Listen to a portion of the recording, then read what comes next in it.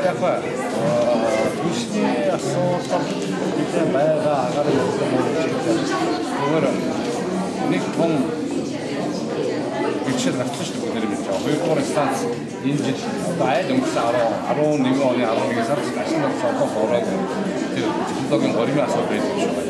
Тэгэхээр тэр нэгдүгээр ороогүй учраас маш хэмжээний тогтч хүмүүсийг бид нар байгаль нүүрсээ одоо хотын хэвийн шиг өгөх баг.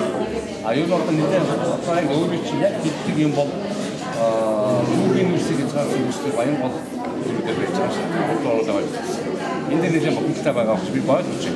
Тэр энэ мэдээж бид хот улс түүхийн нүүрсээ болоод эцэг бүшиг, бокс нүүрс болоод эцэг бүшиг тодорхой хэмжээнд нийлүүлж чадахгүй тохиолдолд энэ баян дүүргийн тэр хэрэгжлийг түүхийн нүүрсээр түүхийн нүүрсийг хязгаарлах болоод юм болоо. Би энэ талаар бас үнэсний хорон дагаад болох үнэсний хорооныг шууд санал хийж байсан.